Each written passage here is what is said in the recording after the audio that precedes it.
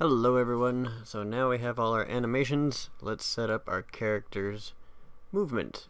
So I know that Unreal Engine can be very finicky sometimes, and sometimes what I do on my screen doesn't seem to work on y'all's. So if the retargeting thing, if you had a little issue with it, I took all my animations that I got from the dude and I packaged them up and put them on this.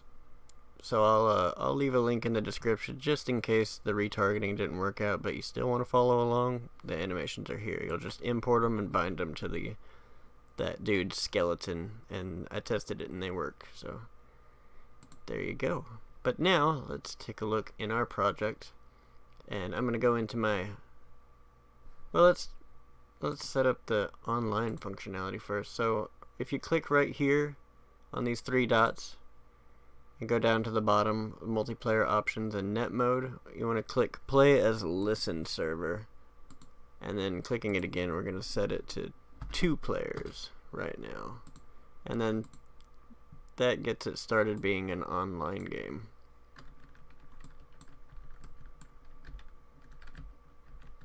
So now you got 2 characters that can run around. It's got its own window.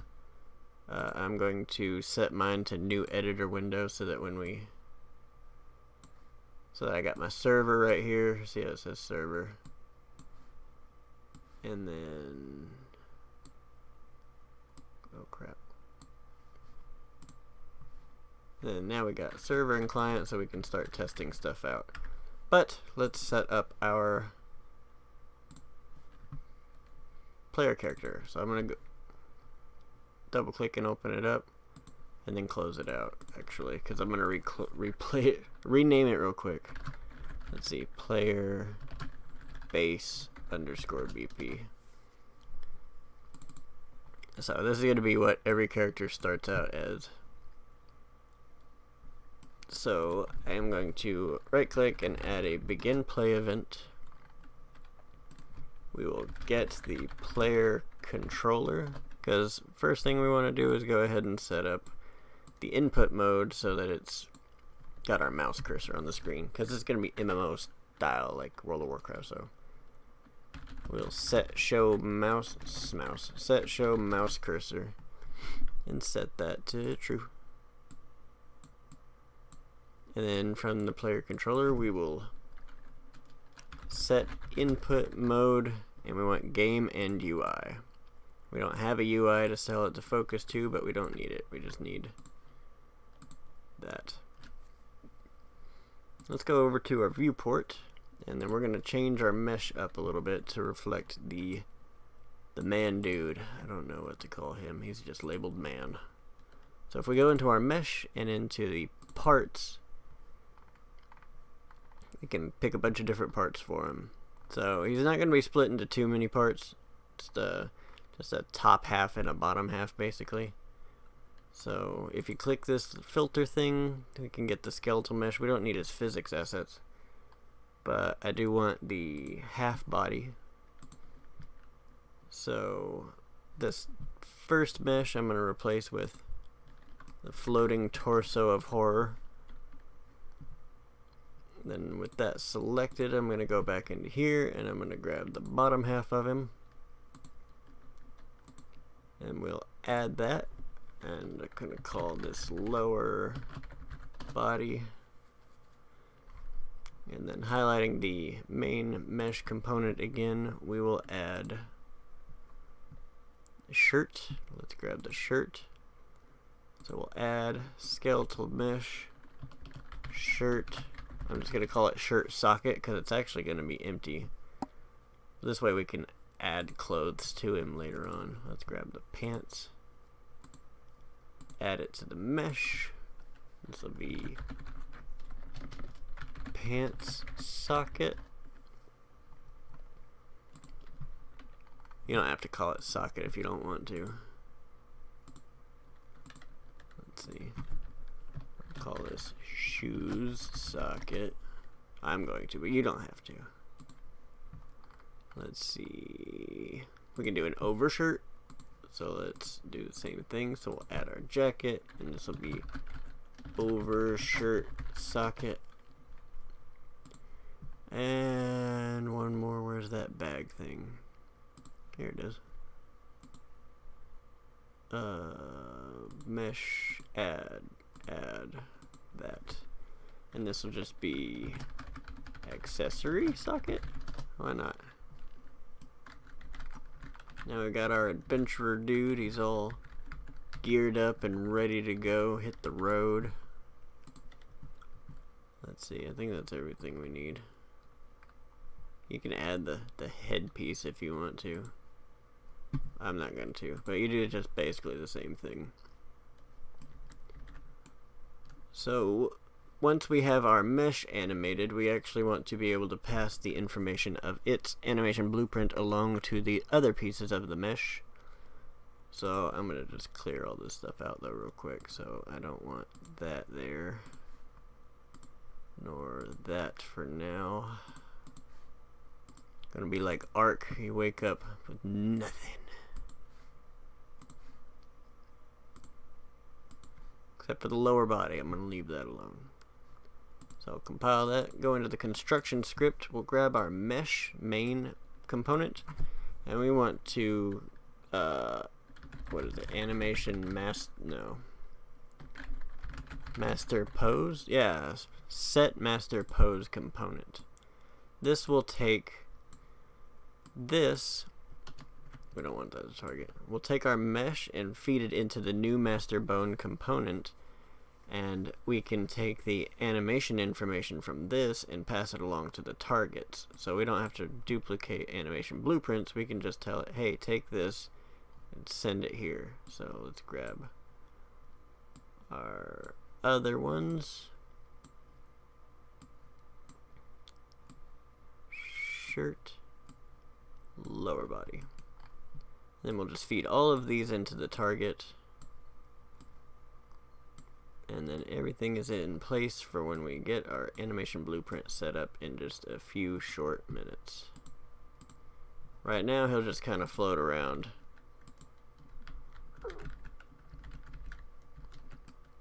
Oh, he really floating. Let's set him. Okay, let's set him down just a little bit further. So since we attached everything to the mesh like that, we can just drop this down. -92 seems to be a good number to get his feet on the ground. But if you need to fudge it just a little bit further, maybe 93, 92.5, what have you. I'm not going to worry about it right now though. I'm going to go into my blueprints folder, right click, new folder, characters. I'm going to double click and open that up and create another new one for the player. This is what's going to hold all our animation blend spaces and stuff. So the first one we need is a blend space. So we'll go into the animations, blend space. We don't want the 1D because we're going to do it a little bit differently than the other ones this time. So we'll do just regular blend space for the bottom one right here. Just hover over it, and if it says path game /man /demo, that's the one. So this will be the base loc _ blend space. Double click and open it up. And if you don't like this, like it's not something you want to tell your therapist about, we can just click this preview mesh thing and change the preview mesh to that, and then we'll just apply that to the asset. So that won't change anything else. It'll just show you like his entire body instead of feeling like a mafia encounter gone wrong. So over on the left, we need to set up our axis settings. So on the horizontal axis, we're going to change this name to direction. Minimum axis value is -180 and maximum is 180. And for this one, 4 grid divisions is fine, but we want to click this snap to grid because otherwise, let me show you, it just lets you place it wherever you want. But we want some organization, so we're going to do snap to grid. Now for the vertical axis, remember horizontal is the one that's left to right, vertical is up and down. This one will be our speed value. Minimum axis is 0, maximum is 500. For this one, I like to put it to 8 grid divisions, which increases the amount of lines cutting out and gives us more fine-tuned control over the animations themselves.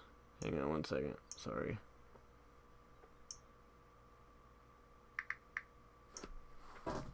My wife texted me. So we're going to click snap to grid on that also. So now that we got the axis settings set up, let's go get our animation. So I'm using the breathing idle is the idle animation for him, for when he's unarmed, out of combat, etc., etc. So we'll just slap those across the bottom like that. Now we can search the assets, not war. I want walk. Let's see. Walking backwards for... Yeah, that's the right one. Alright, so if you see this green X, if you hold left control and drag your mouse around, it'll let you blend between the animations. So if you're not sure if it's the right one because for some reason it has selected... Okay, sometimes it'll show the animation window, the preview window, and sometimes it won't. Like, look at these, it doesn't show it, but this one now it does. I think it's because it's loaded now, but every once in a while it just won't. So we'll drop the backwards all the way to the right and left at the very first line above the breathing idle. And then once more, I do it on the, let's see, 1, 2, third line up, or fourth line, depending on how you, if you count this one or not. But this way, anywhere in between here, it's blending up to it depending on your speed, and then maintaining it until it gets to a faster speed to move into the run. So let's see, walking 6. Yeah, that's the walking. And then left strafe walking. And then right strafe walking. Left goes to the left side, right to the right. I'm pretty sure. I always get them mixed up, so we may come back and fix it in a little bit. But let's see, that's the end of that. So let's do run now. This is run backward. That's the gun. That's the wrong one.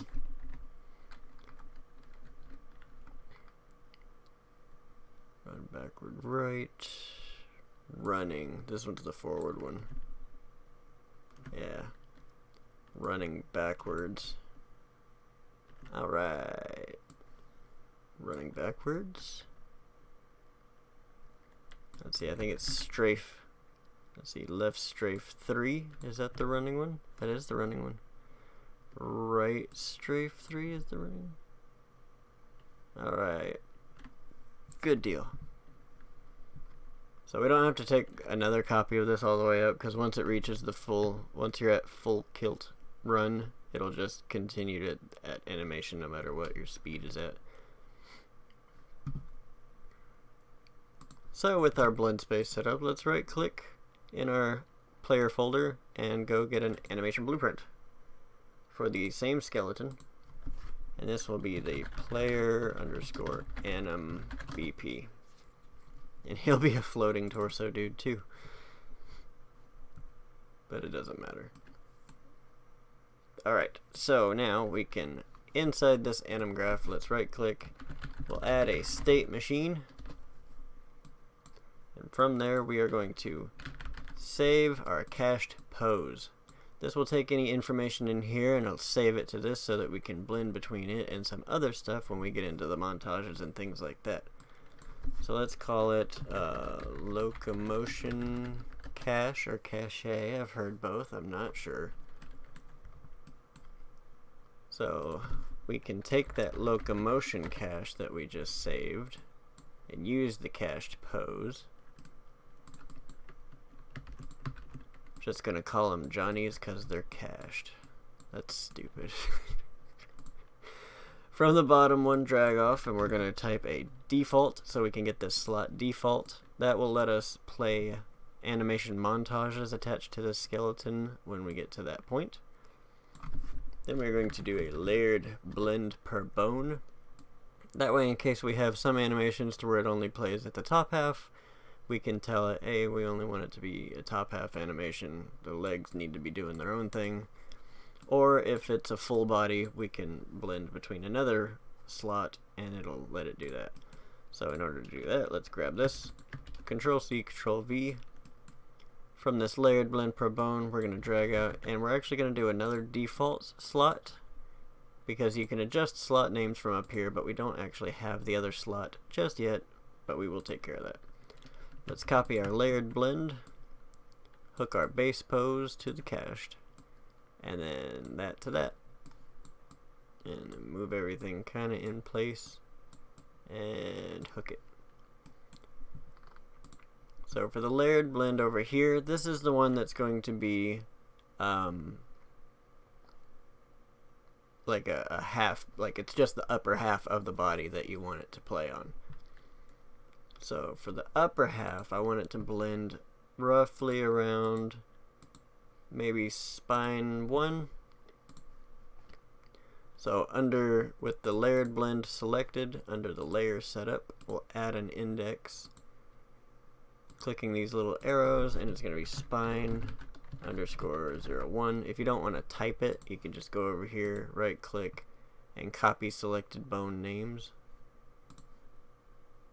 which I think I don't know if the capitalization matters. Not sure. I don't think so.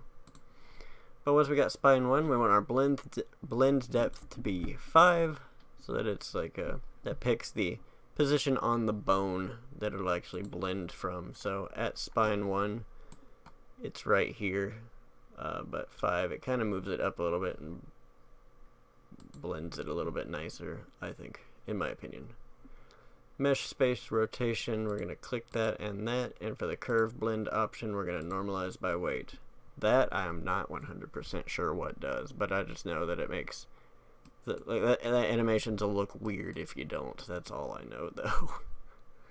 Now for this layered blend per bone, we're just going to blend it from the root. So we'll just type in root, and that's pretty much it on that one. We'll just make sure that it's matchy. Compile that. And then in our state machine, let's double click and open it up, and we'll add a state to the entry called base. Double click and open that one up, and we can add that base locomotion blend space that we created. Now we don't have any information to feed into it just yet, but we can right click and promote these to a variables so that we can already have those, and they're named for us. Less typing, hooray. Now you see he's floating there. Now let's set up how we alter these.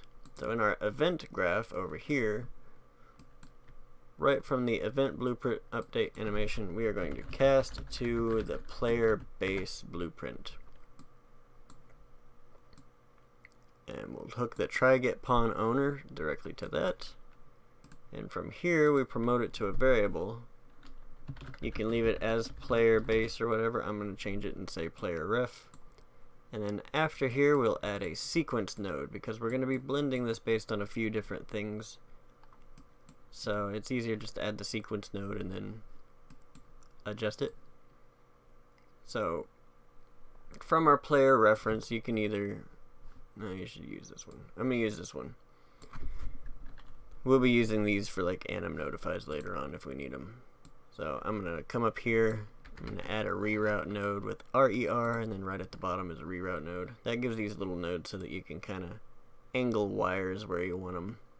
I'm a touch OCD, so I do this a lot. Just like I'm doing it again. So once we have our wire wherever you're wanting it, I'm going to say get velocity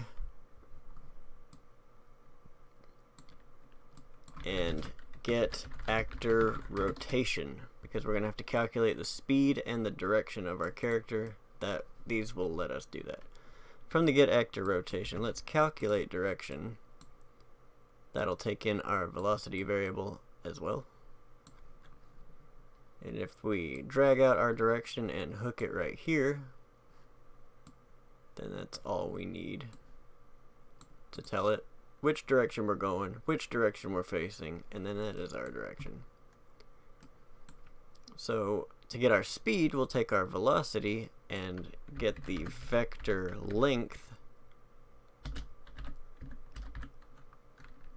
This measures our speed along the direction we're traveling and then returns it as speed. So we just hook our speed directly to that. And then just like that, we got our speed and direction. So let's jump over and check it out.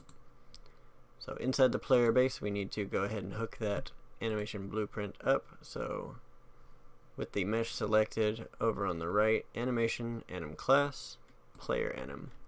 And you'll notice even though it's only hooked to the one, and these are all separate pieces, they're all still doing like they should. So if, for instance, if we didn't have this, then just the top half is moving. So if I jumped out here, his arms will move.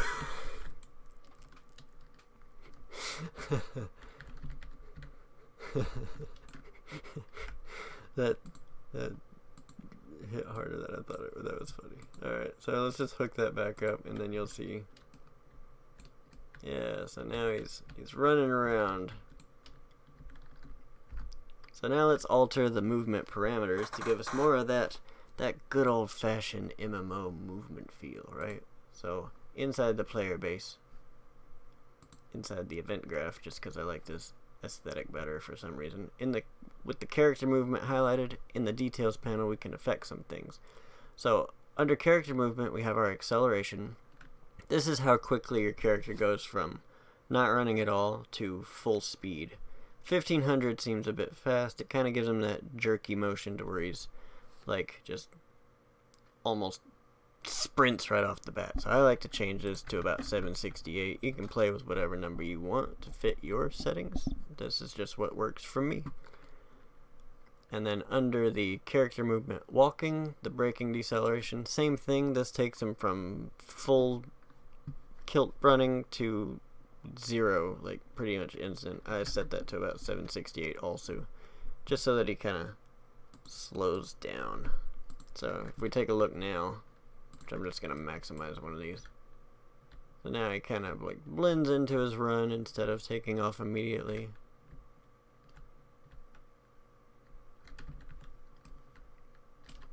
Yeah, looking good. Looking good, sailor. Alright, under character movement, there's another thing we need to do. So if you scroll all the way down, character movement rotation settings, if we use controller desired rotation, we want that one true. Orient rotation to movement, false. This will allow the mouse rotation to affect the character rotation, so that wherever the mouse looks, the character will look. And then orient rotation to movement with that false, it'll stop the mesh from rotating in place to face the direction of our velocity. So now I can run to the right and back and forward and all that. So a bit more MMO feeling kinda. There are some issues with some backward strafing animations, but we're not going to worry about that right this particular second, because our next thing to fix is that to jump.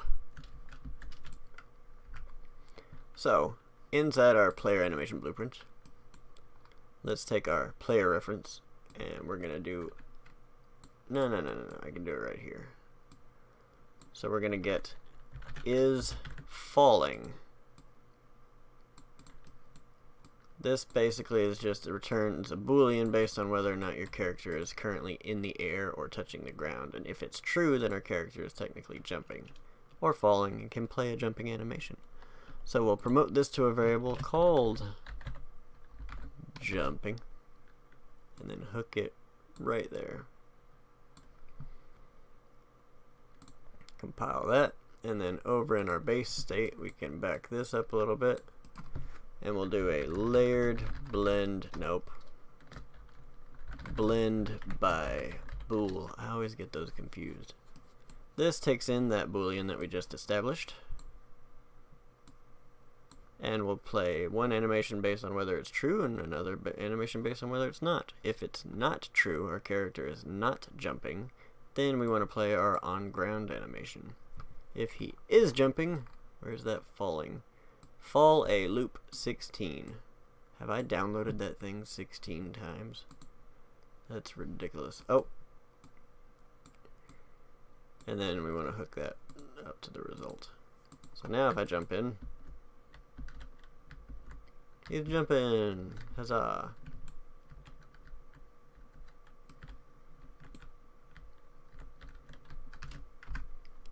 So now we got just a little bit more to do to affect our movement settings to make it more MMO style. So for instance, World of Warcraft, I keep bringing it up, it's because it's the one that I used to play so much as a kid. You could use the W, S, Q, and E keys in order to do your strafing like this. Whoa. Little, watch. To do the strafing like this, and then if you pressed A and D, it would actually turn you, which really came in handy in combat because you have to face the enemy in order to cast your spells or attack, and we're going to be doing the same thing. So let's do the same combat, or same control scheme. So under Edit, Project Settings, we're going to add some inputs, and they are going to be axis mappings.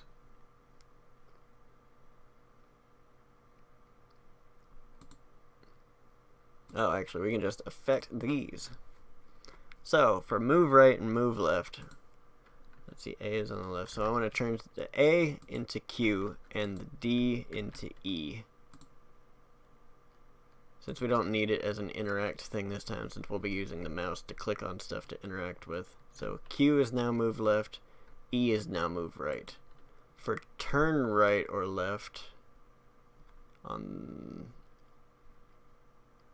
the gamepad, I suppose. Yeah, turn right, left, gamepad. We'll add a new mapping to it. This is A. And we'll just find that. And then D. And then find that. So one of these needs to be -1, one of these needs to be 1. I think A needs to be -1. I can never really remember, but we will find out. Like this. Yeah, D. Oh. Alright. Yeah, there we go. So now Q makes him move up. And then, yeah, it's already feeling a little bit better already.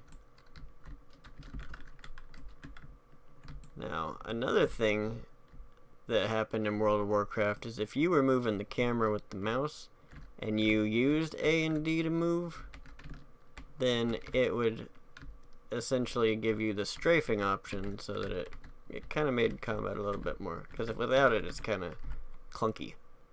So if we go into our player blueprint and we add a right mouse button event,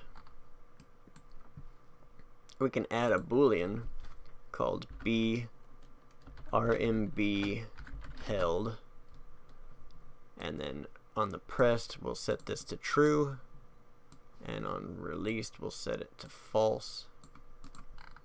And then we can take it over into our movement input, gamepad and mouse. We want to find the turn right, left. Move this down a little bit.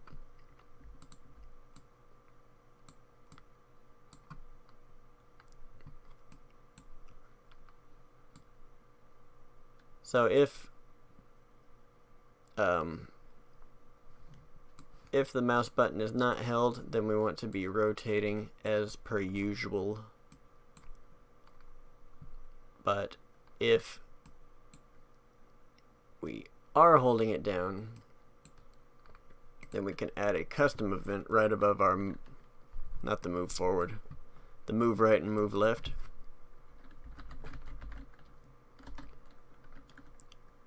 Called move right, left, whatever you want to call it, it doesn't really matter.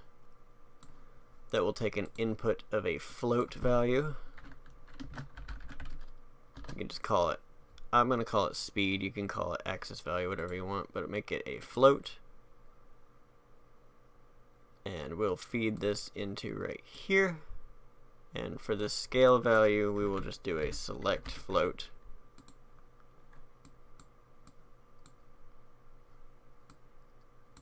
So if this is true,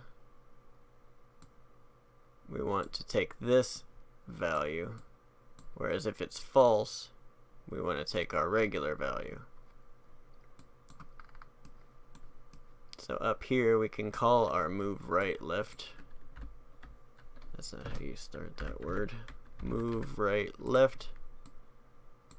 And then we'll just plug our axis value right into that. And so now if I come out and I press A and D, I'm rotating. But if I hold the right mouse button down and want to run like that, then WASD is now strafing. And I let go and it goes back. But it just adds a lot to the control scheme, in my opinion. Feel free to do it however you like, but it's just, you know, all that jazz. So now our character's running around and doing everything like we want, running, jumping, ready to go on a worldwide big time adventure. So in the next one we will set up our mouse input stuff to make it to where we can start hovering over stuff, and it'll change the mouse cursor, and then right clicking will interact with certain things, yada yada yada. I will see y'all pretty soon. Bye.